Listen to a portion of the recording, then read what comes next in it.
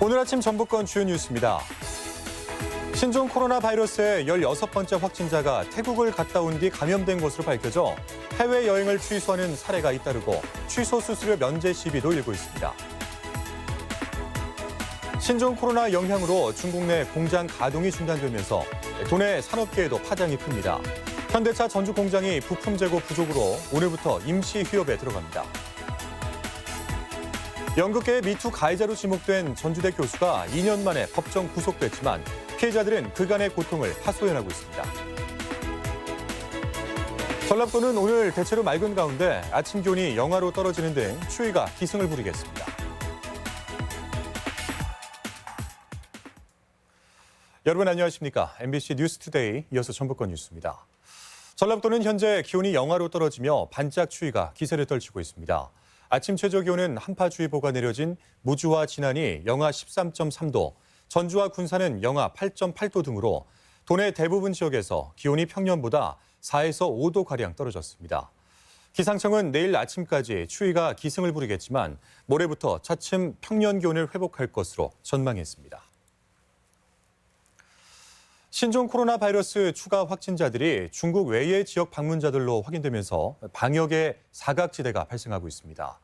전라북도는 확진자가 발생한 국가를 여행한 입국자는 모두 진단검사를 실시하기로 했는데 관건은 도민들의 적극적인 참여입니다. 강동혁 기자입니다.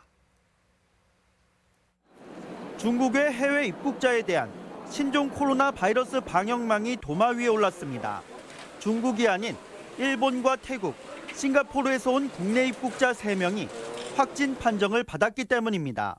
특히 중국의 여행객은 병원을 찾아도 해외 방문 이력이 나타나지 않기 때문에 의료진이 대처할 방법이 없습니다. 때문에 길게는 열흘 넘게 여러 곳을 돌아다녀 접촉자 파악과 대응이 난항을 겪고 있습니다. 중국에서 입국한 의심 환자 이외의 환자들에게도 적극적인 진단 검사를 실시했으면 하는 아쉬움이 있을 것으로 보입니다. 전라북도가 대책 마련에 나섰습니다. 중국의 국가를 다녀온 도민들에게도 적극적인 검사에 나서겠다며 자진 신고를 당부했습니다. 확진자 발생 국가를 여행한 뒤 감기나 폐렴 증상이 나타나면 보건소나 질병관리본부 콜센터로 연락을 달라는 겁니다. 조금의 의심이 있다면 중국 외의 지역에서도 철저하게 의심 환자로 분류를 해서 빠른 시간 안에 검사를 통해서 불특정 국가로 퍼져나가는 신종 코로나 바이러스의 방역 골든타임을 놓치지 않기 위해서는 도민들의 자발적인 동참이 더욱 중요해지고 있습니다. MBC 뉴스 강동엽입니다. 네, 신종 코로나 바이러스의 16번째 확진자는 태국을 다녀온 40대 여성으로 확인됐습니다.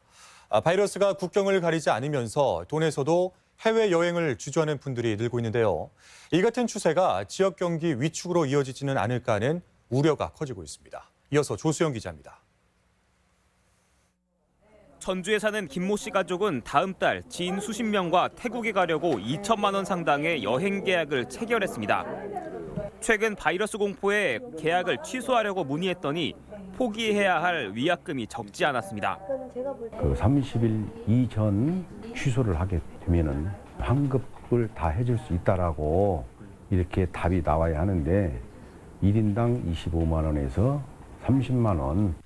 공정거래위원회는 천재지변이나 정부 명령으로 여행 목적을 달성하기 어려울 때 환불을 권고하고 또 남은 일수에 따라 환급 비율을 정해놨는데 여행사가 더 많은 수수료를 요구하는 탓에 분쟁이 생기는 겁니다. 중국 여행 상품은 이달까지 취소 수수료를 면제해주고 있지만 다른 지역은 해당이 안 돼 불만이 나오고 있습니다.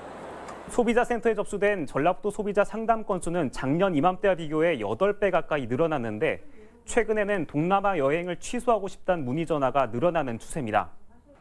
위약금 기준이 적용이 되나 간혹 특별 약관을 내세워서 과다한 위약금을 청구가 되는 경우가 있습니다. 이런 경우에는 저희 소비자정보센터를 통해서 여행업계도 곤혹스럽긴 마찬가지입니다.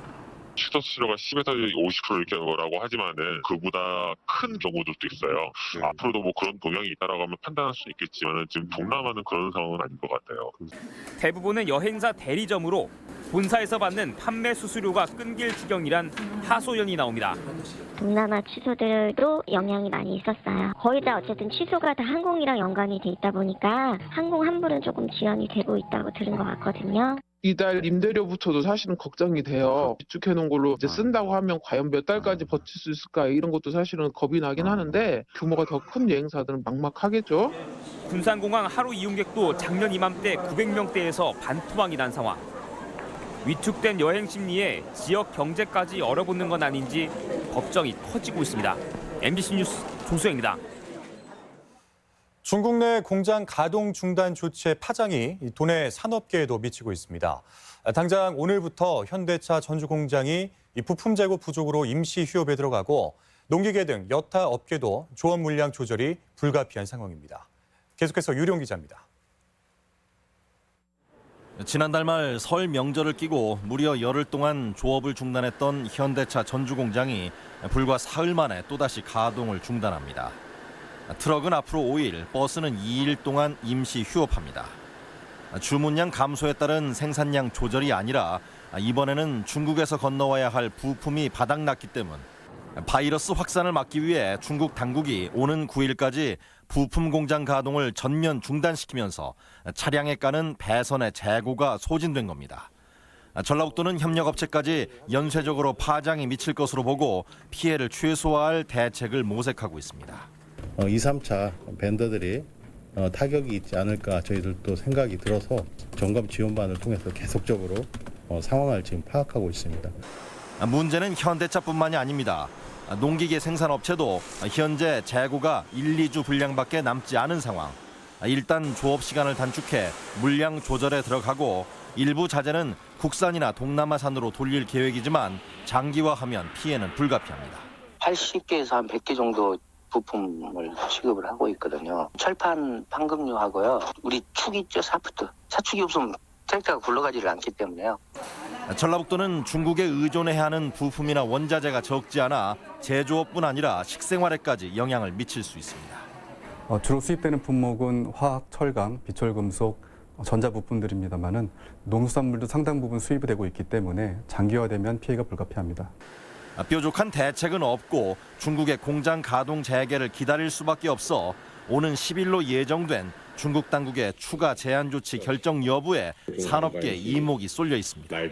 MBC 뉴스 유룡입니다. 최근 14일 이내에 중국을 다녀온 학생과 교직원들은 한시적으로 등교가 중지되거나 업무에서 배제됩니다. 전라북도 교육청은 최근 14일 이내에 중국을 다녀온 학생과 교직원 390명의 신원을 확인했지만 교육부 지침이 없어 그동안 타 지역과 달리 격리 조치하지 않았습니다. 도교육청은 그러나 지역사회 감염 차단을 위해 이들에 대한 등교 중지와 업무 배제가 당분간 불가피하다고 보고 관련 지침을 내렸습니다. 전북에서 신종 코로나 바이러스 확진자가 발생한 지 7일째지만 추가 확진자는 나오지 않고 있습니다. 또 보건당국에 따르면 사우나 시설 방문객이 점차 확인되면서 도내 확진자 접촉자는 81명으로 늘었지만 감기나 폐렴 등 증상을 보이는 접촉자는 나타나지 않았습니다. 도는 종교계 대표와 간담회를 갖고 바이러스 예방 협조를 당부했으며 종교계도 관련 행사를 연기하도록 했습니다. 다음 소식입니다. 연극계의 미투 가해자로 지목된 전주대 교수가 2년 만에 법정 구속됐습니다. 권력 관계에 의한 추행을 인정한 의미 있는 판결이지만 피해자들은 오랜 기간 동안 고통에 시달려야 했습니다. 허현우 기자입니다. 강제추행과 업무상 위력에 의한 추행 혐의로 기소된 전주대 박모 교수. 동료 교수와 학생 2명을 성추행한 혐의가 인정돼 징역 1년을 선고받고 법정 구속됐습니다. 전주지방법원은 피해자의 진술이 일관되고 무고죄를 감수하면서까지 피해 사실을 거짓 진술했다고 보기 어려운 데다 피고인이 단과대학장 등을 역임하는 등 업무상 위력 행위를 가할 수 있는 위치에 있다고 봤습니다. 하지만 박 교수는 특정 세력이 연극 연출과 이윤택 사건과 연결해 프레임화했다며 죄를 끝까지 인정하지 않았습니다. 이번 유죄 판결은 연극계 미투 폭로 2년 만의 일로 여성단체는 환영의 뜻을 나타냈습니다. 문화예술계에서 성폭력 범죄를 관행으로 문화로 여겼던 민낯을 마주한 현재, 이제는 공동체가 응답해야 합니다. 하지만 그간 피해자들이 견뎌낸 고통은 적지 않았습니다. 피해자들은 박 교수는 물론 대학이나 연극 현장에서 일상적으로 2차 피해를 입었다고 말합니다. 네가 놓이는 게 있지 않겠어? 이런 얘기들을 너무 비일비재하게 들었던 것 같아요. 소문이 잘못한 게 없는데도 불구하고 굉장히 불안하게 느껴지더라고요.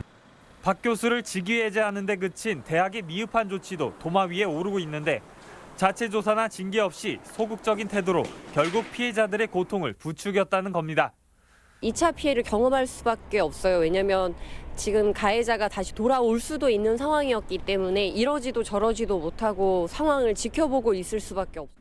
전주대는 징역형 선고는 교직원의 당연퇴직 요건이라며 박 교수를 파면하겠다고 밝혔습니다. MBC 뉴스 허연호입니다. 전주에서는 사학 설립자가 공금 수십억 원을 빼돌려서 형사처벌되고 또 내부 교직원 절반이 징계를 받은 사건이 있었는데요. 학교 비리가 이렇게 세상에 알려질 수 있었던 건 바로 이 공익 제보자가 있었기 때문입니다. 그런데 용기를 내서 비리를 폭로했던 교사는 여전히 고통에서 벗어나지 못하고 있다고 합니다. 한범수 기자입니다.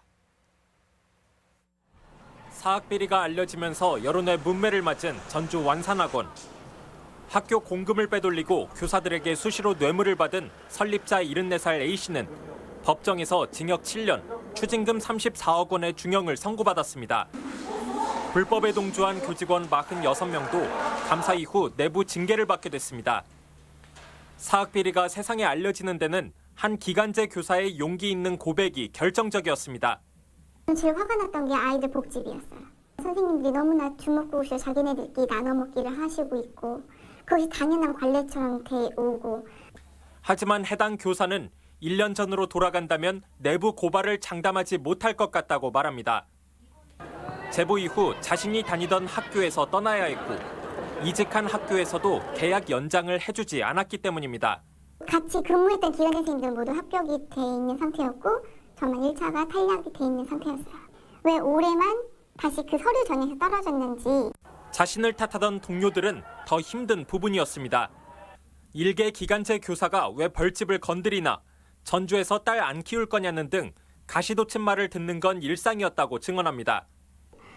사학재단에 있는 이사장 회의에서 이제 저를 채용하지 말자라는 이야기를 했다고.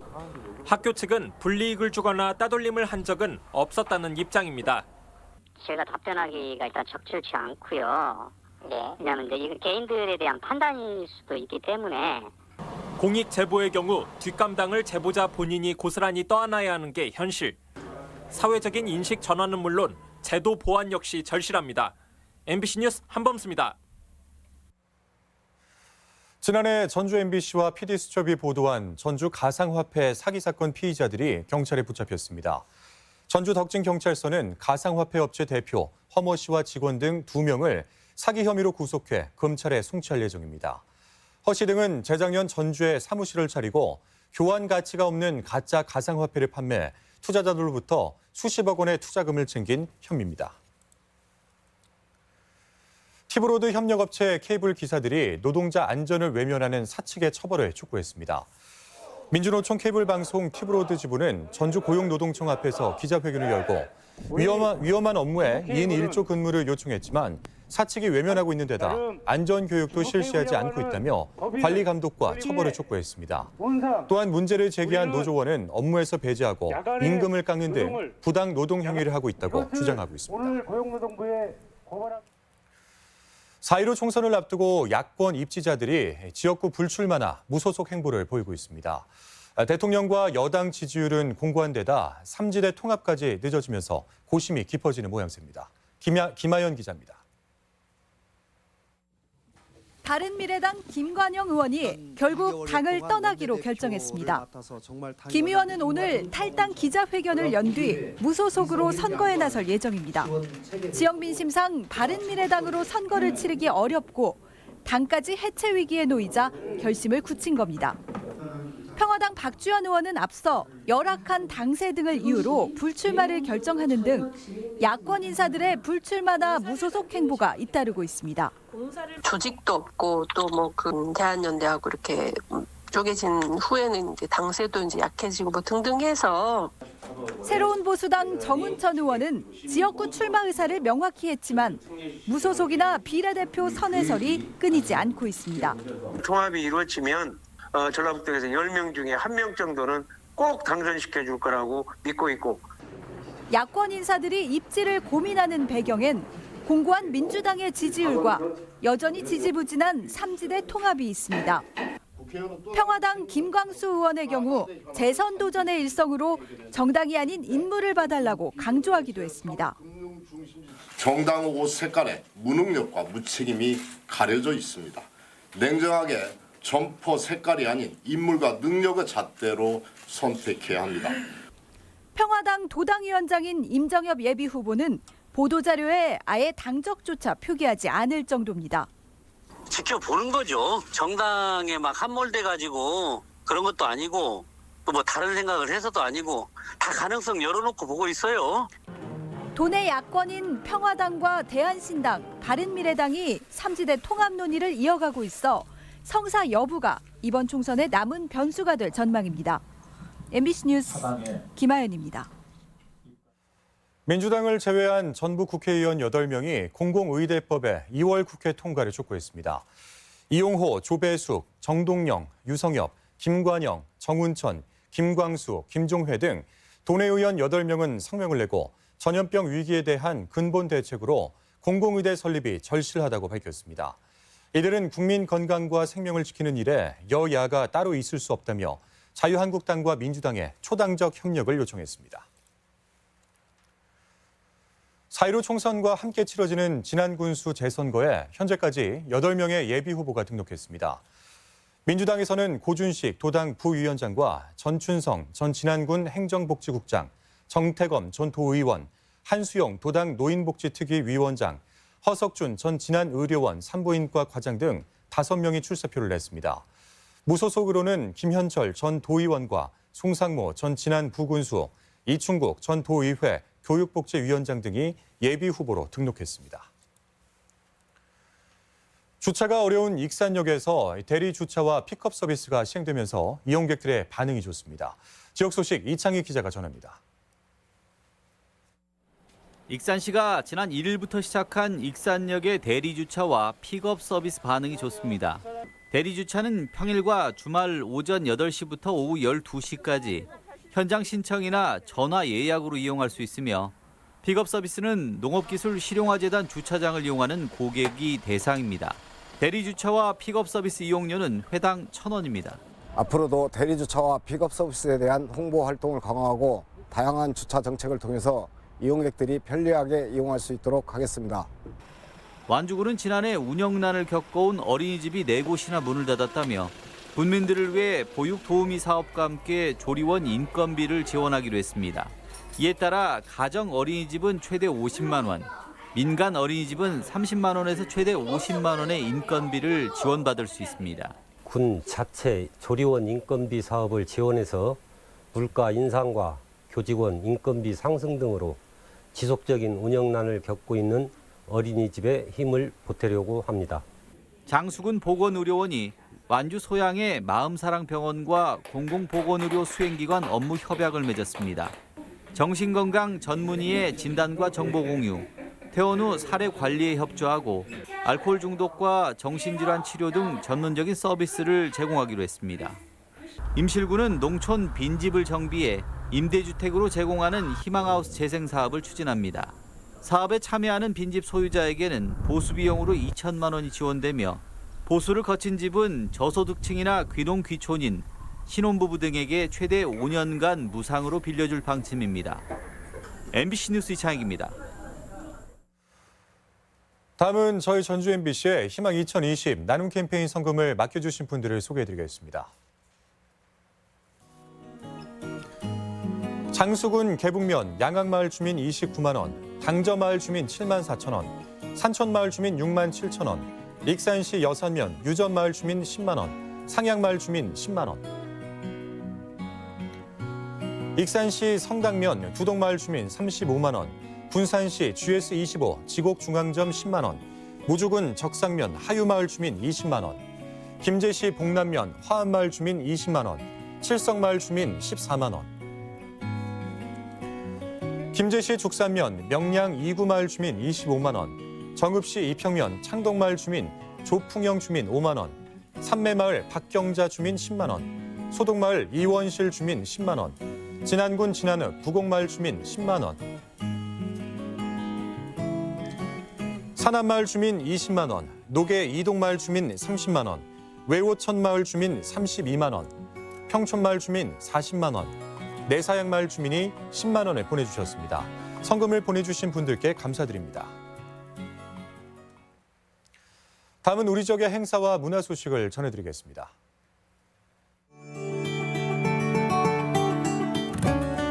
부산장 윤규상 명인의 작품 전시회 입춘 봄비 내리다 전이 오는 16일까지 전주 공예품 전시관에서 열립니다. 진북 문화의 집 생활문화센터 갤러리 소소에서 여성주의를 주제로 한 기획 전시가 열리고 있습니다. 남원시립 김명종 미술관은 내일부터 한국 추상미술의 거장 고 이성자 화백의 작품을 선보입니다. 전주 팔복예술공장은 현재의 기억을 주제로 창작 스튜디오 2기 입주작가 7인의 지난 1년간의 활동 결과 보고전을 갖습니다. 완주군이 소장하고 있는 예술작품이 오는 9일까지 복합문화지구 누에 아트홀에서 전시됩니다. 김제시가 오늘 백구 특장차 전문단지에서 특장산업 클러스터 조성 설명회를 갖습니다. 제17회 전국장애인 동계체육대회 전북선수단 결단식이 오늘 전주 중화산동 라루체에서 있습니다. 2020 동계 전주 한자 문화캠프에 참가할 초등학생 4, 5, 6학년을 오늘부터 선착순으로 신청받습니다. 익산 청년센터 청숲은 미취업 청년을 대상으로 청년 취업 역량 강화 프로그램 수강생을 모집합니다. 전북연구원은 도민 밀착형 정책 개발을 위해 제6회 열린 연구 좋은 연구 도민 공모를 받습니다.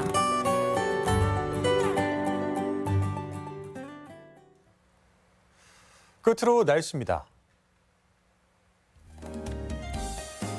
전라북도는 오늘 대체로 맑은 가운데 아침 기온이 영하로 떨어지는 등 추위가 기승을 부리겠습니다. 지역별 기온입니다. 전주는 아침 기온 영하 8도에서 낮 기온 3도, 익산 영하 11도에서 3도, 동부권 무주는 영하 13도에서 4도, 진안 영하 13도에서 3도, 서해안권 군산은 영하 7도에서 2도, 고창 영하 7도에서 1도 등을 기록하겠습니다. 현재 초미세먼지 농도는 도내 전 지역에서 좋음 수준을 보이고 있습니다.